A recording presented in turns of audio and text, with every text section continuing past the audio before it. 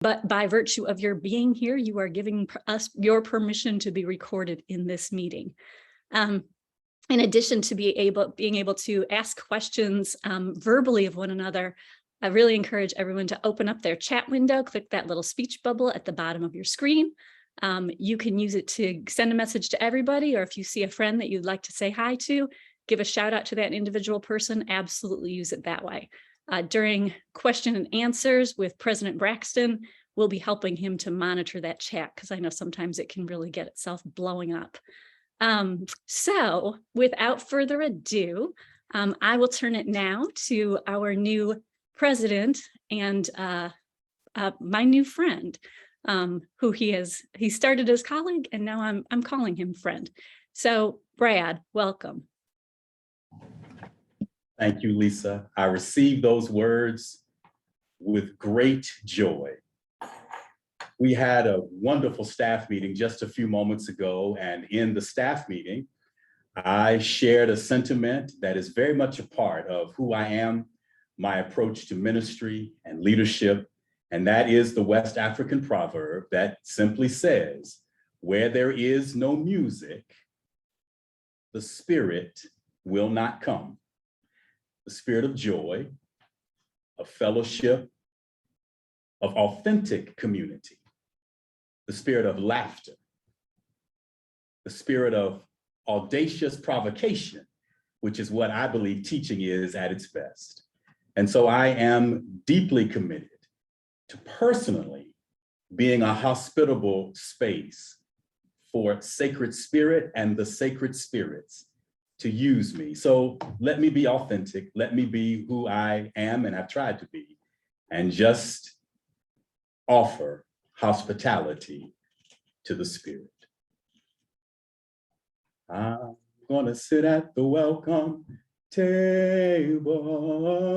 I'm gonna sit at the welcome table one of these days, hallelujah. I'm gonna sit at the welcome table. I'm gonna sit at the welcome table one of these days. I'm gonna sing and never get tired. I'm gonna sing and never get tired one of these days. Hallelujah. I'm gonna sing and never get tired. I'm gonna sing and never get tired one of these days. Thank you for welcoming me to the welcome table that is Chicago Theological Seminary. I do not take it lightly that I have been invited into this beautiful community, and I am extraordinarily excited and joyful about our journey together. Our beloved friend and sister, Vice President Lisa Zook, invited me, and Lisa, if I'm out of order, correct me and help me to get it in order, to maybe just offer a moment or two of reflection to kind of situate myself. Would that be appropriate? And then you all take us where we need to go. As I thought about my opening reflections, by training, I am a student of sacred books. I am a biblical scholar by training and a homiletician, so I think a lot about interpretation of important public text and how we use communication to embody all that is good. And so there is a text in the Hebrew scriptures from 2 Chronicles that I think might situate who I am and am trying to be as I partner with us at CTS. 2 Chronicles 7:14. If my people who are called by my name humble themselves, pray, seek my face, and turn from their wicked ways, then I will hear from heaven and will forgive their sin.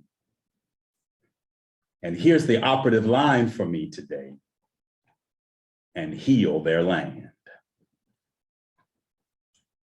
If you want to know what is first and foremost on my mind, here it is. My theory of change, my cosmology, my epistemology, in 3 words: heal, the land. That's what CTS has done so marvelously and boldly across centuries now, more than a century, heal the land. That is what our country and world are desperately in need of. We need some people who are committed to healing the land. And as I come to you today, I come as one who takes very seriously aspects of the Christian grammar. My native religious tradition is Christianity. And yet, and we can perhaps open this up, Vice President Zook, in our conversation, I had my first visitation with the African ancestors when I was reading the Greek text of Galatians, where Paul says, you are no longer a slave. It was literally as I engaged in deep interpretation of the sacred text of my native religious tradition that I was welcomed in to the pantheon of the African ancestors and spirits. And so ever since that marvelous moment in the spring of 1992, I have been a devotee of religious pluralism. And while I take Christianity seriously and its grammar, I also use the language of multiple belongings. There's so many challenges in my life. I need as many sacred operators as possible who can help me. So that's why I was drawn to CTS, because we are a place that takes with utmost seriousness the beauty and the distinctiveness of all of the world's religious, spiritual, and ethical traditions. And so I come with those commitments in terms of taking seriously African informed and derived religious traditions and Christianity. And now let me just go back to this heal the land thing for a minute. More often than not, leaders are trained, or maybe I should say mistrained or ill-trained or misformed or misshapen, to never project vulnerability. So because we're a family and I'm in the company of a lot of very gifted and seasoned healers, it won't, I hope, be TMI, too much information, if I tell you that when my wife Lizetta and our daughter Karis and I lived previously in Chicago, when I was the visiting distinguished scholar at McCormick Theological Seminary, it was my lot to, at that point, realize that something that I had been very vain about. I used to be an athlete, so those of you who are serious about racquetball, let's play. I got a serious game. I'm a good B player and I talk a lot of junk, but that's for another day. I noticed, right, I need to get my COVID-20 off, but before my COVID-20, I was a weightlifter and there was this little pimple on my chest and I was very vain about it. My late 30s, early 40s, and still fairly cut, working out 4 or 5 times a week. And I didn't pay it any mind. Come to find out for years, that little pimple was actually like the stump of a tree, and there were roots of a form of cancer that about 1 in 11 million people get every year. Cancer was spreading all throughout my chest. I thank God for the skilled oncologists and plastic surgeons and healers at Northwestern Medical Center, right here in Chicago. I think I at some point lost count. I think it was 6, if not 7, serious surgeries to eradicate this cancer. And I'm delighted to say that it appears that I'm going to live to be, I hope, 120, and that won't be the thing that takes me off the planet. We were actually able to eradicate it, but oh, it taught me something about healing. I'll never forget when that oncologist at Northwestern came into me and had serious reconstruction surgery. And when a skilled oncologist, a skilled healer at one of the world's best hospitals comes to you and says, that wound was an intimidating wound. I want you just to think about that. I mean, a person who has seen many, many, many, many, many scars. He said, your wound is intimidating. And my beloved wife, Lizetta, now of 25 years, she helped me to make peace with my wound. She made peace with it before I did, as she dressed my wound. It was traumatic. And I shall never forget that oncologist when he blessed my soul and he said, in order for wounds to heal, they must weep. It because I was concerned. There was this serous fluid coming off my wound, and I thought that I was not on the way to healing. And he let me know it is precisely when you are comfortable enough with your wounds to make peace with their weeping that you're actually on your way to healing. So let's talk today about whatever it is you want to talk about. But I also want to let you know I'm deeply interested in healing the land. And there are a lot of us, maybe even on this call, who need to let our wounds weep. There are a lot of us who may be in places of joy and ecstasy as we celebrate newness of various kinds in our life. And the beauty of community, authentic family, is that we can be who we are wherever we are. We can get in where we fit in. But I just wanted you to know that I am deeply interested in healing. And I take seriously my calling as a spiritual healer. And I take seriously the Hippocratic Oath, do no harm. Now, I must tell you, those surgeons at Northwestern, they hurt me, but they did not harm me. So the work of theological education is being willing to be incisive when necessary, but for the purpose of healing the land. So, Vice President Zook, family, let's be about healing the land.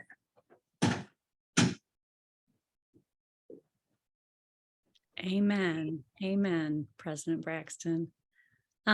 Friends, this is your opportunity. You can inquire of President Braxton. I have found him to be very open. If you would like to know something about his personal life, he will be delighted to share within reason. If you would like to know sort of his vision for CTS, he definitely has one. Would love to share it with you, I'm sure. If you just have other questions, concerns, thoughts, ideas, this is our time with the president. So enjoy. You can put questions in the chat, or you can just unmute yourself and ask. You can also raise your hand, and I'm happy to call on people if folks are worried they're going to speak over one another. But I'll be quiet now, and don't be shy. I already see that there is a question in the chat. President Braxton, what is your vision for CTS? I so appreciate the question. And because I am a textual exegete, right? Interpretation, I'm a hermeneut. I read text for a living. I would just like, with your permission, to reframe the question ever so slightly and suggest that we respectfully lop off the why so that the question is reframed to read, what is our vision for CTS? Would that be appropriate? I think that was Marie, right? And I say that lovingly, and I hope I have your name. So not playing, right? Not being coy here, being very serious, which is a way to say that as I have taught leadership across many years, one of the first things I've tried to teach people, particularly when you are a new titular lead and coming into an ecosystem, one of the worst things that you can do is talk about your vision, right? Because it almost presupposes that the community has not been doing the things that it needs to do and that there aren't already visionaries within the community. So I'm just wanting to connect myself and be in league with, while also understanding, given my stewardship role in terms of the life of our family, there are some ways that I may help us to expand our vision. So I hope you hear the way in which I'm using my pronouns, and I'm actually trying to marshal something very significant there.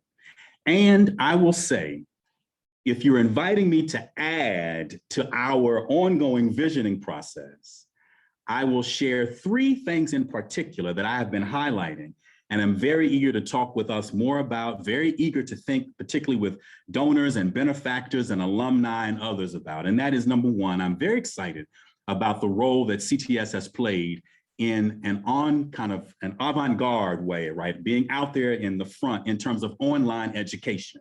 so that we know long before the pandemic, the role that we were playing in terms of trying to democratize the educational pursuit and realize that unfortunately, many theological seminaries and divinity schools do remain wed to a version of theological education that is very 1980s and 90s, right? The notion of people taking 3 and in some instances 4 years of their life and residential, and that's just not where the world is any longer. And we can talk about the sociology of that, of course, but CTS was so far ahead of the curve. And so number one, as I think about our vision, I'm very interested to find out what is the next wave of how we lean into online education, even as we do extraordinarily good hybrid teaching and things that are in person, as we continue to democratize the educational pursuit, realizing that, and I say this as a person who holds a research doctorate, I'm very concerned and very interested in learning from the alley philosophers. That's what I call them. Those brothers who wash the cars in the alley at the funeral home down the street from my first pastorate taught me more about exegesis than many of the faculty under whom I was studying. So online allows us to do that. The second thing that I'd like to add to our vision is the interreligious work that we have already been doing so well. I am very pleased to share that one of the most significant spiritual and intellectual pilgrimages of my life has just come almost to a conclusion. I've spent the last 2 years or more writing a book. I have 2 publications, 2 book-length treatises coming out in the spring of 2023. One of my newest books is entitled A Masterclass on Being Human, a Black Christian and a Black secular humanist on religion, race, and justice. It will be published by Beacon Press again in the spring. I wrote this book with Dr. Anthony Penn, my beloved brother. Anthony has written more books than the law allows. He has written and edited more than 30 books. And so I've hung out the last 2 years with a secular humanist, and we wrote together, not trying to coerce or convert one another, just 2 brothers chopping it up about the major issues of the day. And what a delight to bring that energy to the collective vision of CTS, where we have been leading for so long in interreligious education. And the third thing that I would want to add, Marie, to our vision is the embrace of secularism. Connected to my second point, we should not run from or apologize that our world is increasingly secular. It is a marvelous thing. And now I speak as a Christian pastor who is the pastor of a congregation who spends a lot of time in the pulpit. It is a wonderful environment because secularism doesn't mean you don't talk about the gods or God or the spirit or the spirits, or you're not interested in transcendent meaning. Secularism simply means, as I understand it, that religious people no longer are the default response or answer. So those of us who believe in God or the gods or the spirit have to make a case for why we're in the public square just as much as religiously unaffiliated or secular humanists have to. So it actually will raise our game in a very keen way. So those are a few thoughts that I would like to bring to our vision, but I also realize that any leader who's worth his salt should ultimately do a whole lot more listening than talking, right? So because y'all put me on the spot and I'm in this little Zoom circle and y'all asked me to do all this talking, I'm happy to talk, but my title at CTS is Chief Listening Officer. So Marie, let's find a time soon because I need to ask you, what is our vision for CTS?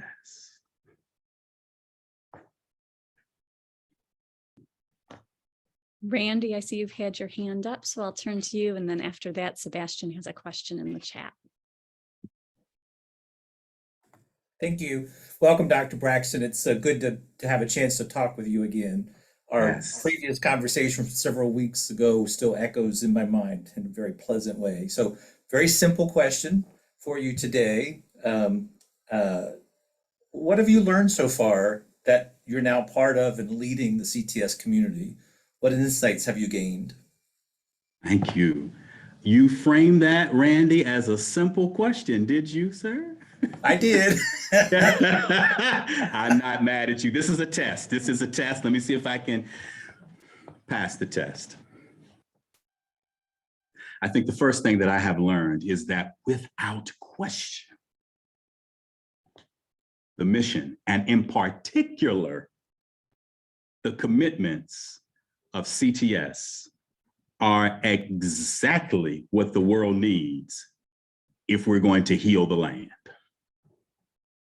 In a world where mean-spiritedness and divisiveness actually help to win elections and gain you more privilege and popularity, we need now more than ever those marvelous commitments on our webpage.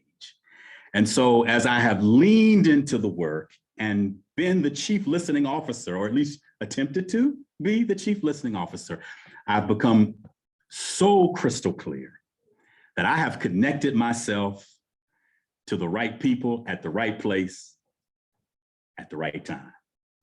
I had a hunch during my candidacy, but Randy, if you'll let me say it this way, I done found my people. I found my people, man, and I'm mighty glad about that.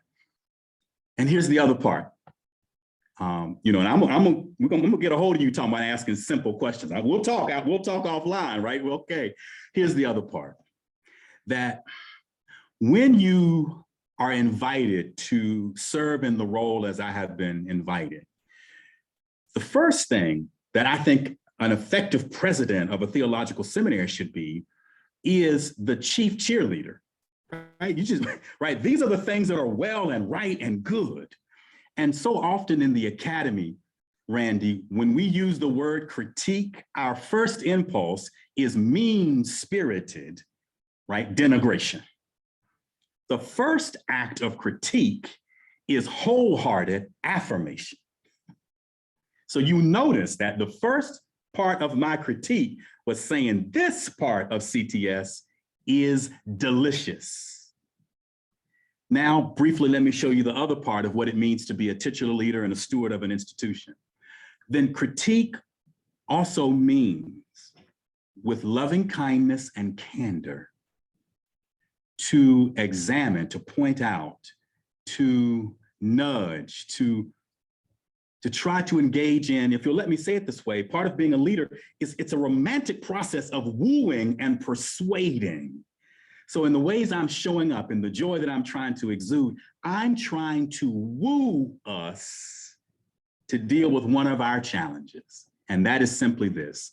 And one of our key leaders helped me with this kind of language. CTS is too big to be this small.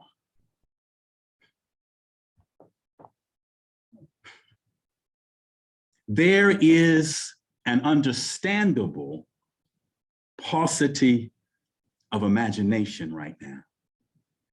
For us to be as prophetic as we are, Randy, we are a little too preoccupied with what is the indicative mood. I often say to students, you don't get prophetic cards for shaking your finger and telling me what is. I read the New York Times, the Wall Street Journal, and the USA Today every day. All I need is a newspaper to know what is. Prophets don't trade in what is. Prophets trade in the subjunctive mood, what may be. So if I'm honest with you, I am fascinated in these early days by a lot of energy in the indicative. I don't need too much more isness. I need some people who are committed to ought and may be and should be and can be and possibility, because CTS is too big, Randy, for us to be this small. So right now, I know, I'm a pastor right now, so you can't expect me to not open up the altar. And right now, I know there's somebody who's feeling so wooed by me that they just want to write right now a six-figure check, but we can do that offline, right? We're too big, brother, to be this small, right? And that's my challenge with progressive institutions. We do all this stuff about what's wrong with the world, but some of our friends on the other side, I don't agree with their message, but man, they have integrity. They say what they believe and they fund what they believe. CTS, right, with a 30 million endowment, we got to do better, y'all. We got it. We can do this. We are too big to be this small, and we can no longer expect to educate prophets to do the work of progressive healing and expect people to go into debt to do it. It is actually immoral and unjust to have a business model that is predicated upon the debt of students. We got to do it differently, y'all. We're too big to be this small. Thus endeth my simple answer to Randy's simple question. President Braxton, I don't know if you can see the chat, but people are over here shouting you out, giving some amens, shouting out, yes, that part, say that again. Altar call, here we go. So thank you for that very inspiring answer. I'm going to turn now, there's 3 questions in the chat. So the first comes from Sebastian, and they share that they are currently at their day job, so unable to unmute, but asking for advice you might have, Dr. Braxton, for those of us students who come from non-religious backgrounds as they begin our journey to spiritual healing and leadership at CTS. Wonderful.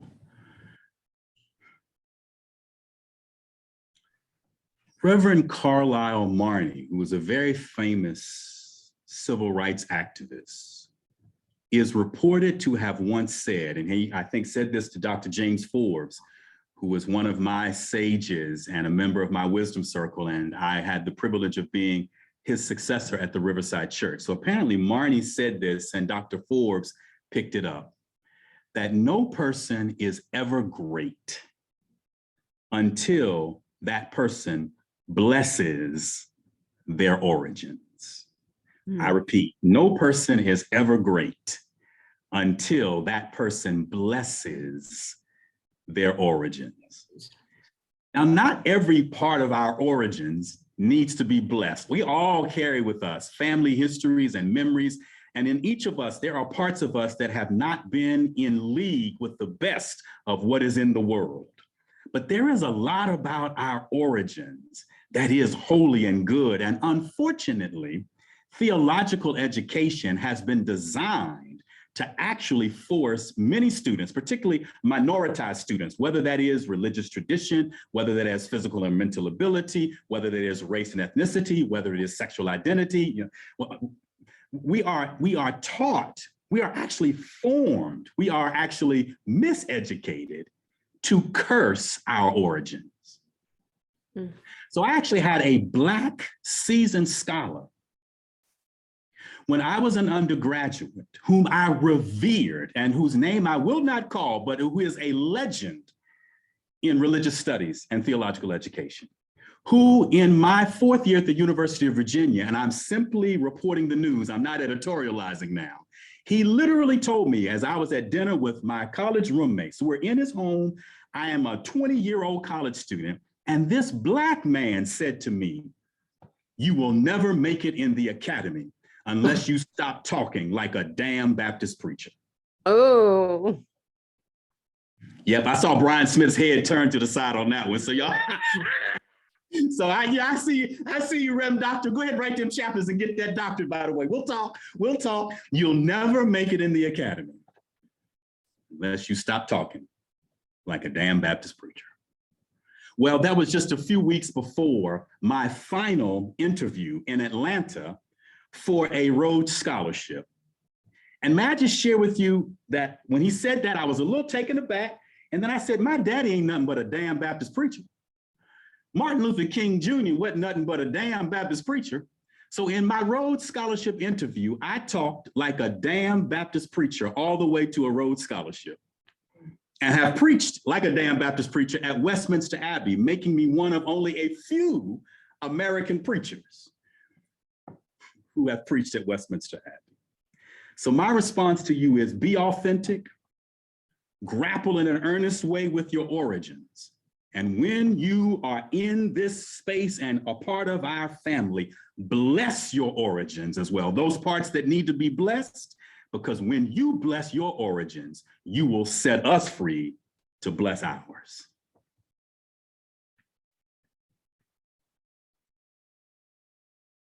Thank you.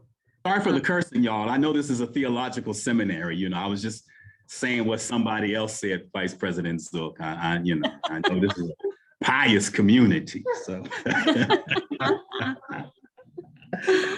We need more cussing pastors. That's right. That's right. Our next question comes from Pastor Art Cribbs, who pastors at Little River United Church of Christ. And he notes that the primary role of president is to represent the institution and raise money. Also, it is to interpret the mission. His question is, how do you inspire people to explore and attend CTS?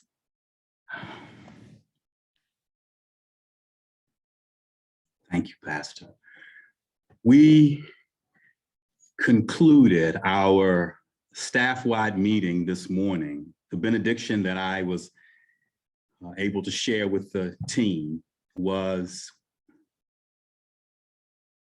I've got peace like a river. We literally sang that. Joy like a fountain, love like an ocean. And so my response about inspiring students, and I will give you a very on the ground, down in the weeds, because I don't want you all to think that I just do 36,000 feet. I'm very comfortable at 36,000 feet. Oh, but I'm a grassroots brother for real too. So my fundamental critique in terms of doing that kind of goading, and while I appreciate progressive movements, as I have studied and been a part of progressive movements, my fundamental challenge to progressive movements is that often progressive movements have so much righteous indignation that ain't nobody got no joy. You've got all these activists and chaplains and professors, man, they down for the struggle. But then you ask them, can you with some joy and clarity articulate the alternative? I mean, I know we need to sometimes burn the thing down, but can you, what you gonna build? So what's missing? Why theological education is in so much malaise? First of all, there's a paucity of imagination. Folks are way too scared. And then ain't no joy. So I would argue, if you'll let me again, let me just play with this a little. May I turn the diamond? I appreciate your understanding of the role of president. I think arguably the role is helping us create a healthy culture that allows an irresistible joy to break free. Then Dean Fry's job will be a lot easier to recruit students when people realize. So I just had, it was a powerful and precious conversation. After the meeting, I had about 15 minutes offline in one of our conference rooms or classrooms with Professor Joanne Terrell, whom I have known now for about decades, but about 20 years or so, I guess, Professor Terrell, if you're on here. And what we said is between you and the spirit and the ancestors and me. But that sister just opened up a seminar. She was just talking to me. And I'm like, oh my gosh. Now, can you imagine? Look at the quality of our faculty, the beauty and the quality of our staff. And if the word got out that CTS is a place that's comfortable between the seminary and the street, and it ain't just righteous indignation, folks talking about anti-racism. I am a paid DEI consultant. I get the anti-racism thing all day long. I ain't mad at Ibram Kendi. I am not convinced that anti-racism is the biggest, broadest, and best framing of what we're supposed to be doing at CTS. Absolutely, we got to deal with racism in all of its forms. But I am interested in creating a joyful, careful community that is saturated with joy. Because when a community is saturated with joy, it becomes irresistible. Joy is the ultimate green category. It makes more of itself. We ain't got time, y'all, for fossil fuels of righteous indignation. It gets burned up and it puts smog in the atmosphere. We need evergreen resources. And so I was with some leaders in the United Church of Christ. I preached in Houston just a couple of weeks ago, and I was talking to a powerful queer Black leader in the UCC, whom I have known for years. And I just let it out on the quiet. I said, you know, CTS is about to drop down this D-Min program in public ministry. And he said to me, he said, you know, I was getting ready to apply to Duke, but now that I know you at CTS and knowing the kind of joy thing, he said, man, So if the word gets out that we do that thing between the seminary and the street, and we do the speaking truth to power, but we also have a joyful reconstruction of what the alternative is, and we actually live it ourselves, so we govern according to our commitments, they will find us in droves. The trustees will have me out finding classrooms all over Woodlawn and Hyde Park because students will come in droves. I get joy when I think about what God's done for me. Oh, I got a little Pentecostal in me too, but I know this is Chicago Theological Seminary, so let me tamp down my joy. Woo, thank you. This is too much fun. It's too much fun. Don't you tamp down your joy on account of us. All right. Okay. Thank you. Comment in the chat that this is exactly what we've been missing and what we need. So yeah, absolutely. Absolutely. And I think particularly, 2.5 years into a pandemic, right? Right. Right. So it's, yeah, there's just so much need for joy. Yes. Nolan Shaw asks a question in the chat, wanting to know if we, the deliberate use of the word we, have a vision for the growth, development, and expansion of the Center for the Study of Black Faith and Life. Yes, yes, and yes. When I hear that question posed to us, I am mindful of an argument, perhaps that I first heard Dr. Vincent Wimbush, one of the great New Testament scholars of our generation, who has mentored me in many ways. In some of his work years ago, Dr. Wimbush said, for far too long, we have treated Black scholarship, Black cultural productivity and creativity as if it is an add-on, particularly in the diasporic context of the United States. So I will just tell you, it was interesting that for those of you who want to know, part of the challenge that I had with another UCC related institution called the Riverside Church, a congregation which I love dearly, but what the press never really told you was, before I even became the pastor, there were some folks who read my book, No Longer Slaves, which I'm delighted is still in publication. It has now been in publication for 20 years.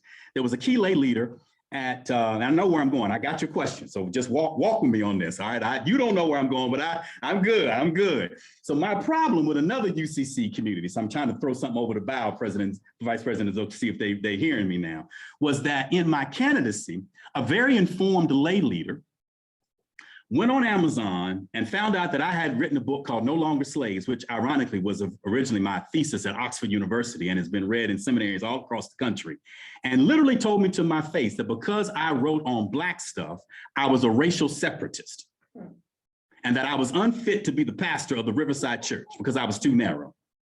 Now, I promise you, if I had written a book on Karl Barth, I would have been the most universal scholar in the world, because when you write on white people, you automatically are global.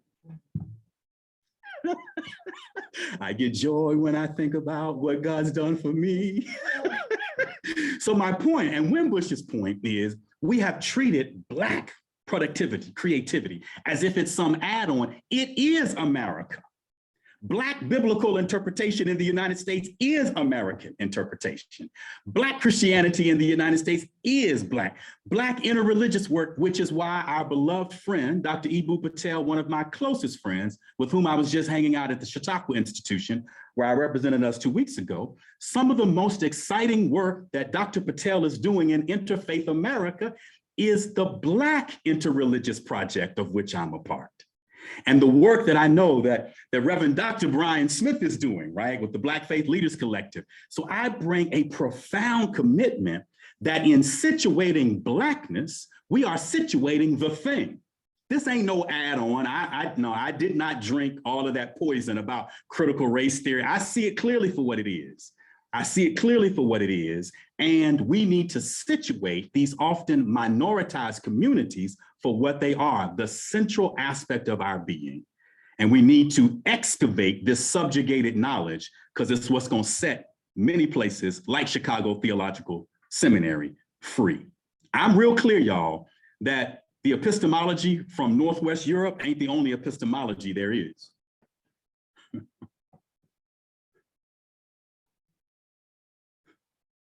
Absolutely. Next question from the chat, and I'm kind of rushing through them because there's a few more and it's already 12:40. This comes to us from Triqui Fernandez Caberto, and if I've mispronounced your name, please accept my apologies. They ask, Dr. Braxton, it's an honor to meet you virtually. You stated earlier that wounds must weep. How do we balance the academic study of religion and our own individual faith? To provide some perspective, I am a Hindu currently in the process of becoming formally initiated with my local sampradaya or sect. Thank you.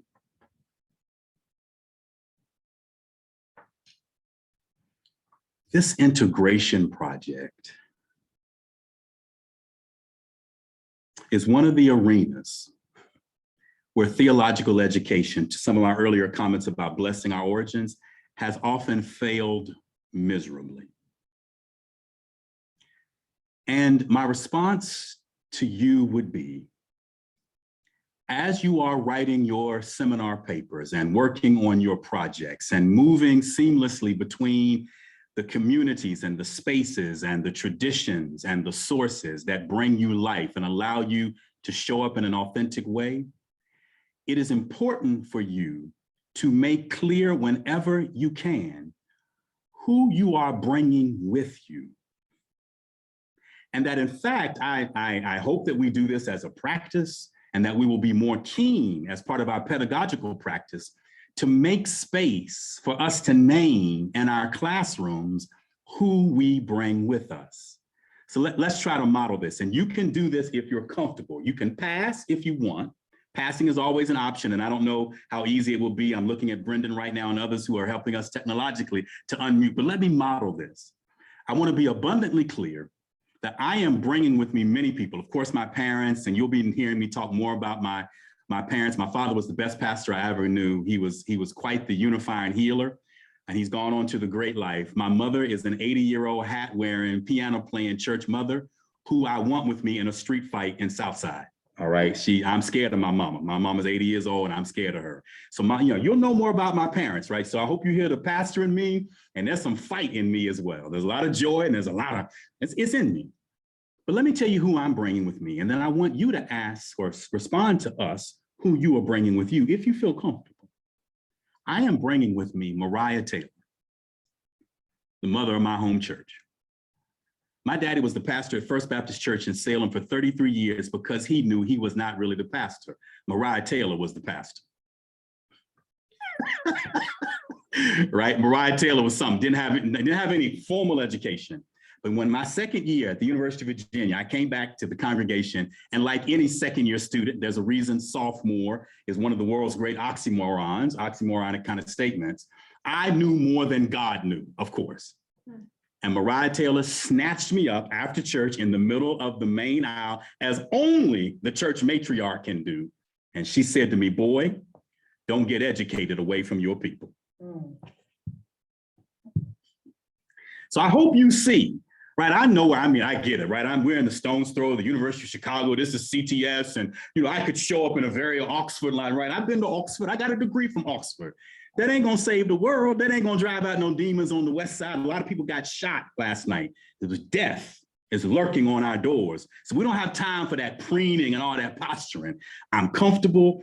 These are my people. I'm bringing them. I'm glad you're my people. And may I ask the beloved sibling who asked the question, do you want to unmute and tell us who you're bringing with you today?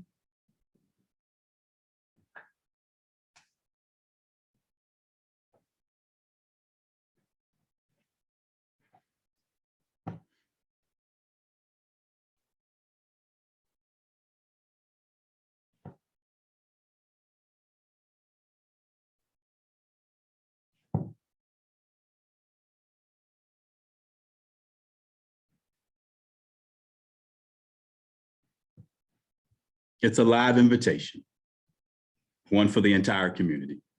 The way we integrate is we bring our people with them. And then with this, Vice President Zook, you can take us and continue to work through this. I will say, Teresa Fry Brown, the great homiletician and dear friend at Emory, she has a wonderful phrase where she talks about, using embodied language. And in my syllabus that, when I began teaching, perhaps next year and afterwards, when I do some minor teaching, I actually often talk in my syllabus about being educated in a way that we can speak to mama and them.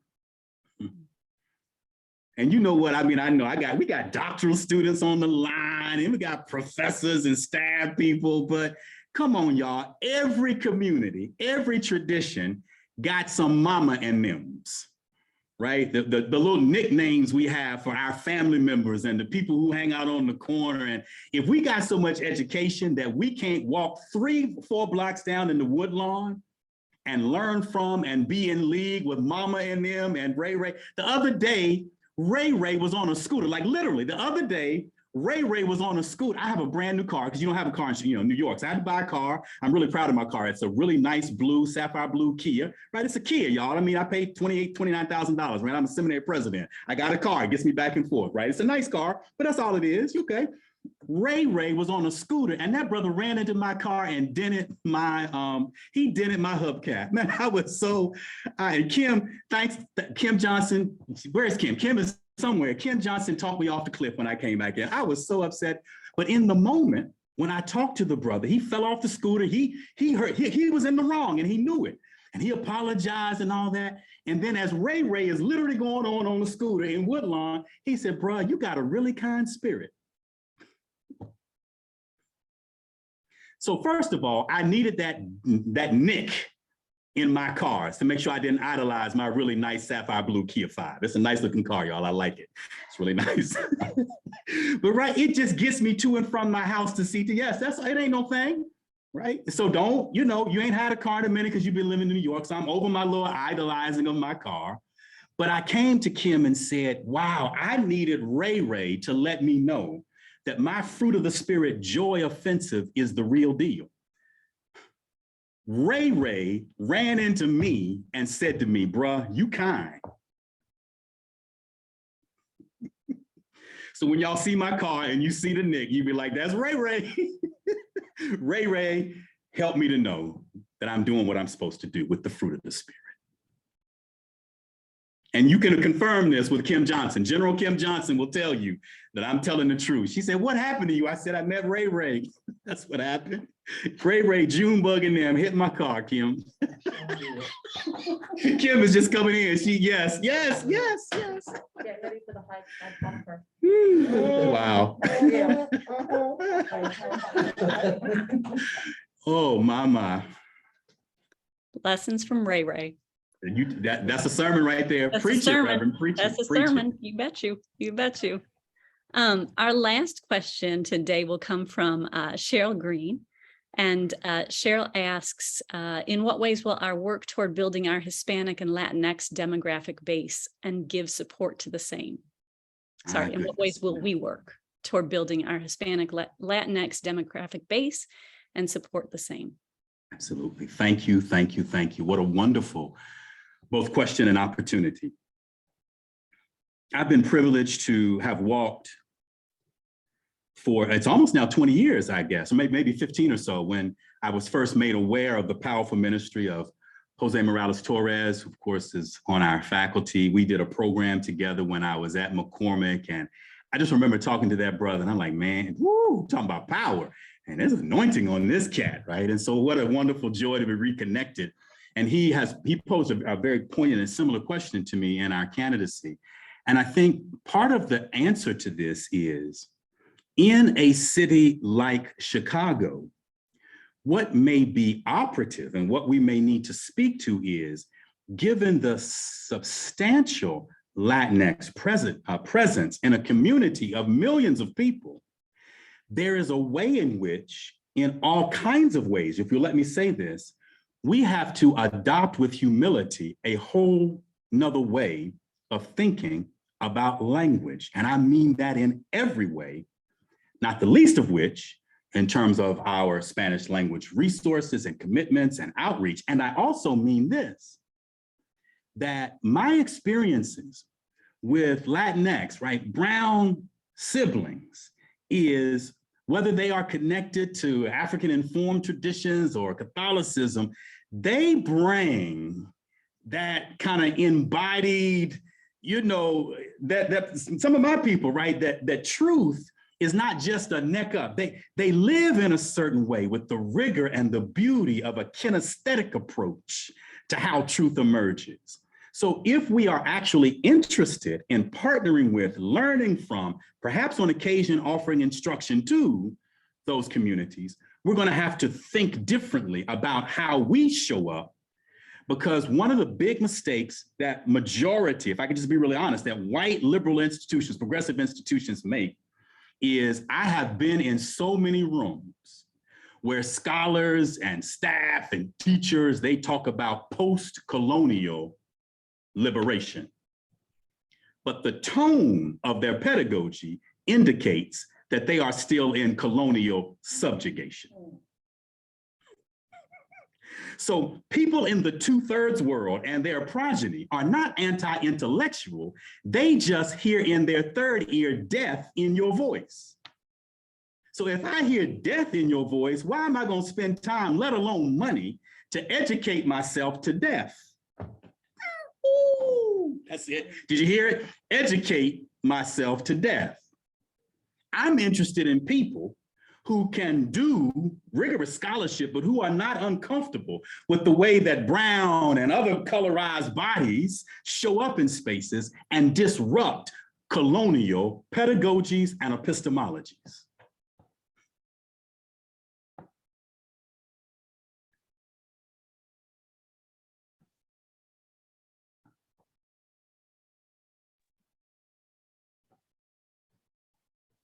That's beautiful. And we are running out of time. So I'm going to do two things, friends. I have a couple quick announcements, and then I'm going to invite us to end our time together, President Braxton, if it's all right with you.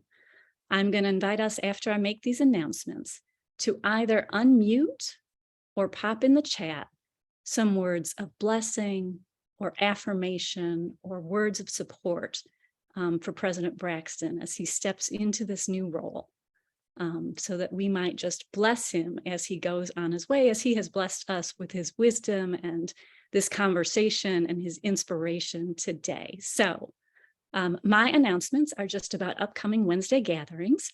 As a reminder, we're doing virtual the first Wednesday of the month. We're doing in person at CTS the third Wednesday of the month. Those third Wednesdays of the month will be followed by community lunch, so we'll feed you too.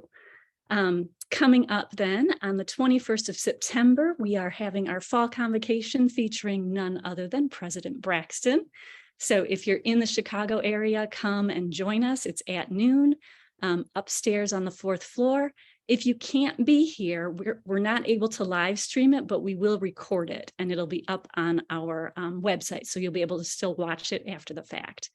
And then in October, on October the 5th, which is the first Wednesday of October, our virtual Wednesday gathering will feature Dr. Zachary Moon, who will be discussing with us his newly edited book, Doing Theology in Pandemics, Facing Viruses, Violence, and Vitriol.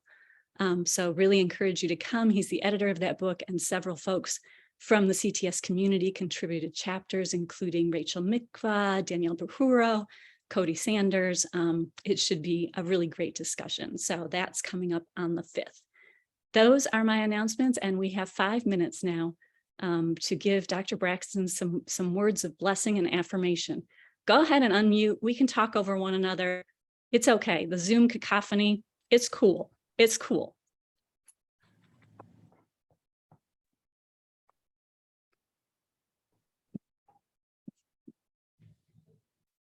Hi, this is Sebastian. Just taking a second before I get back to work to thank you for your really thoughtful answer and for bringing joy and singing and happiness to this community. Yeah, I'm really excited to just show, not only learn from you all and meet you all, but also, yeah, just experience that joy and show the broader world, Chicago, my neighborhood, the country, that there is an alternative and it's full of love and joy. So thank you.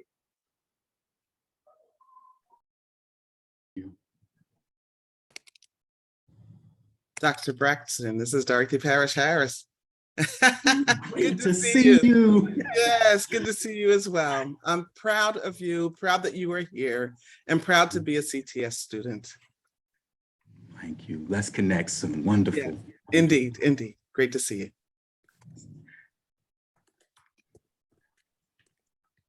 Well, good morning / afternoon, Dr. Braxton. Good to have you with us. I am a CTS grad from 08.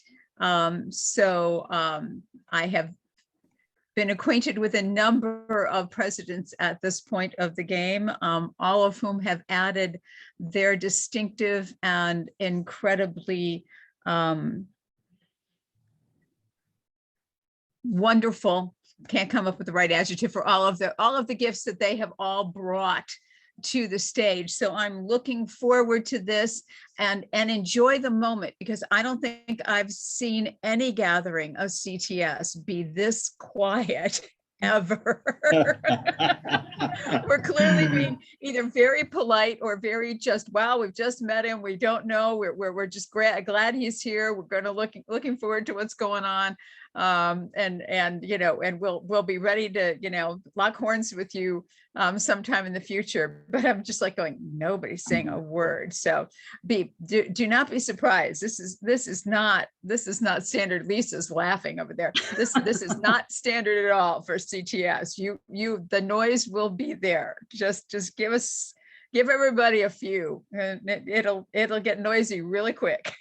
I'm looking forward to the raucous and the party. Yes, yes, and yes. Thank you for your gracious words. Thank you. And if you can see the chat, President Braxton, the chat is very, very noisy and very much filled with joy and gratitude and blessings. So Thank you. final blessings, folks. Don't be shy.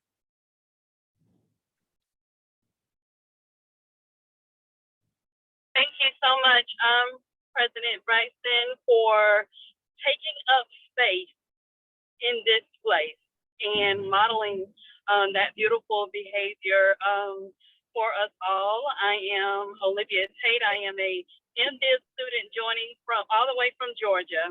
So I'm excited about where we will go from here. Thank you. I receive your words with gratitude. Thank you.